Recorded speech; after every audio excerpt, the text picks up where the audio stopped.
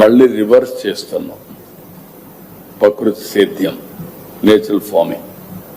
ఈరోజు మనం చేసిన దానికి 26 వరల్డ్ ఫుడ్ ప్లానెట్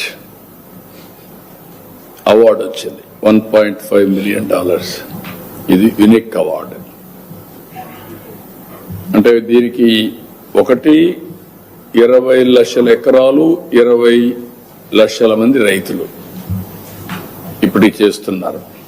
ఇది 50 లక్షల ఎకరాలు, 50 లక్షల ఫార్మర్స్ ని ఇంక్లూడ్ చేయాలని ఆ దిశగా ముందుకు పోయినప్పుడు ఇలాంటి అవార్డ్స్ రావడం అంటే ప్రపంచానికి మనం యోగా ఏ విధంగా అయితే అందిస్తున్నామో ప్రకృతి సేద్యం యొక్క నాలెడ్జ్ ని కూడా ప్రపంచానికి అందిస్తున్నాం.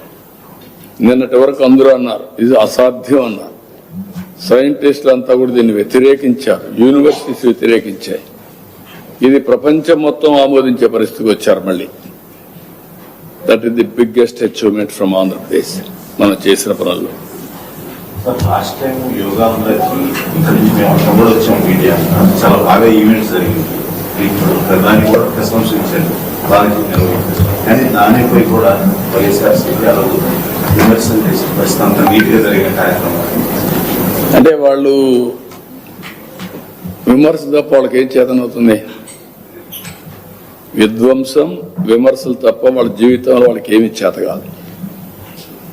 ఒక రాజకీయ పార్టీ హెల్తీ కాంపిటీషన్ లో ఉండాలి.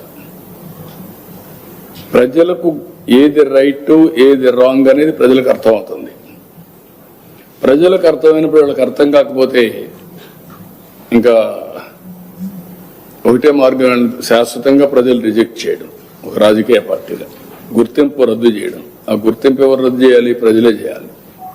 ఆ పరిస్థితి వస్తారు. మనం చూస్తున్నాం అసత్యాన్ని పదే పదే చెప్తే అది నమ్మేస్తారని భ్రమలో బతుకుతున్నారు. తెలుగుదేశం కానీ నేను కానీ ఇప్పుడు ఎన్డీఏ కానీ మేము డిఎస్సికి ఒక బ్రాండ్. 5 ఏళ్లు ఒక పోస్ట్ ఉద్యోగం ఇవ్వకుండా విద్యకు బ్రహ్మాండమైన సేవ చేసేశాను, స్టాండర్డ్స్ మారిపోయినాయి అని మాట్లాడిన వ్యక్తులు ఈ రోజు ఫస్ట్ సంతకం మెగా డిఎస్సి నేను అనౌన్స్ చేసే ఎలక్షన్ ముందు ఎన్డీఏ మేనిఫెస్టో నెంబర్ 1 మొదటి సంతకం చేశాం. సంతకం చేయడం